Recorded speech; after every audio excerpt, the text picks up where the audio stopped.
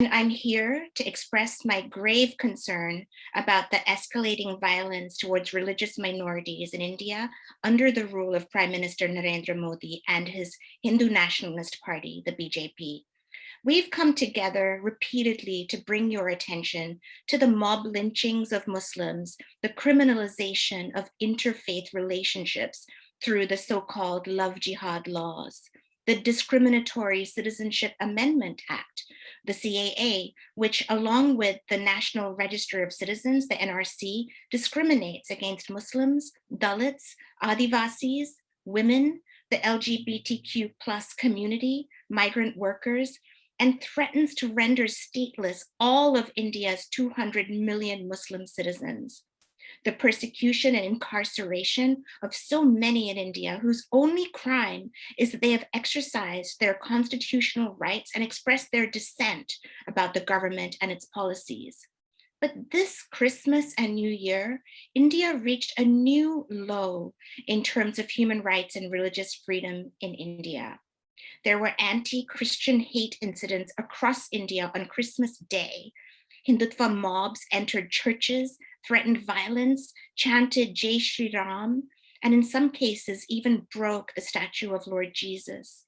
And on New Year's Day, over 100 Muslim women, and we'll be hearing from one today, woke up to find that their photograph was part of a horrific online auction. And the topic of today's briefing, the open calls for genocide in Haridwar, one of the holiest cities in India for Hindus. So what happened in Haridwar?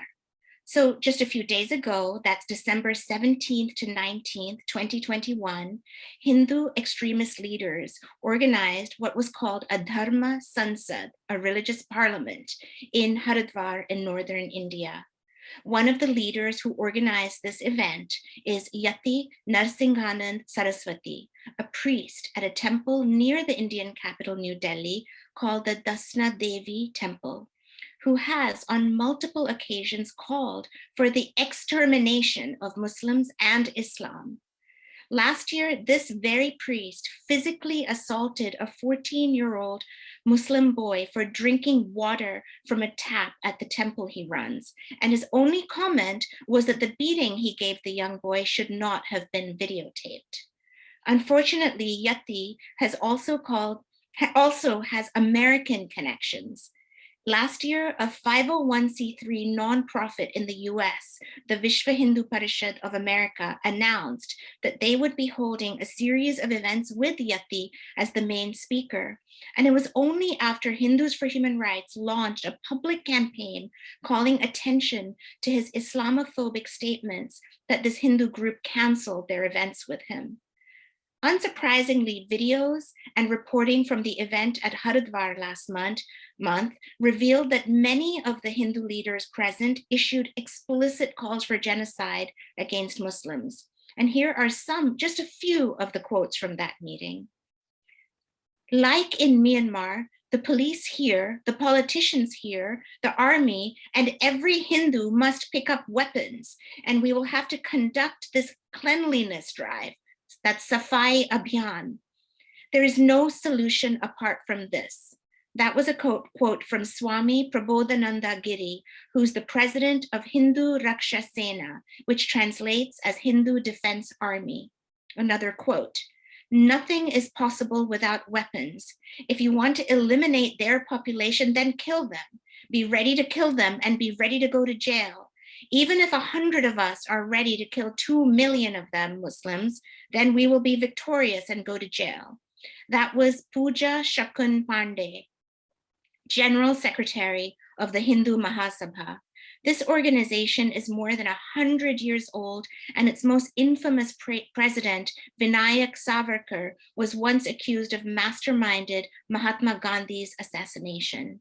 Hindu Mahasabha regularly organized public memorials for Gandhi's assassin. And a third quote, "If the governments do not listen to our demand for a Hindu state, we will wage a war far scarier than the 1857 revolt." That was Swami Anand Swarup Maharaj. What steps has the Indian government taken? Many of the speakers have close ties with India's ruling party, the BJP. The event was attended by BJP leader Ashwini Upadhyay. He's a minister in Uttar Pradesh, India's most populous state ruled by the BJP. Last year, Upadhyay was arrested by the Delhi police for organizing an anti-Muslim rally. The event was also attended by Udita Tyagi, a leader from the BJP's Mahila Morcha, or Women's Front. Unsurprisingly, weeks have passed and Prime Minister Narendra Modi has been silent. The Deputy Chief Minister of Uttar Pradesh, Keshav Prasad Maurya, abruptly ended an interview with the BBC this week when he was questioned about the calls for genocide in Haridwar. In another interview, he said, "They have the right to say what they said in Dharam Sansad.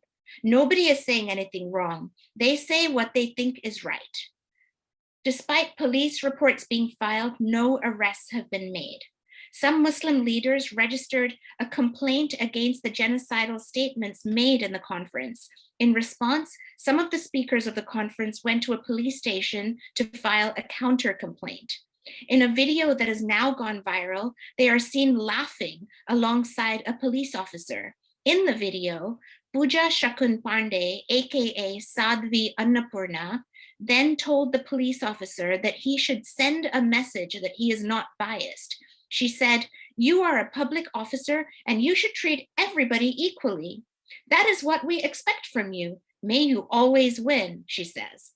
In response, Yati Narsinghan Saraswati, who was the main organizer of the Dharma Sansad conference in Haridwar, responded, "Nishpaksh kyun? Ladka hamari taraf hoga," which means, "Why unbiased? This guy will be on our side."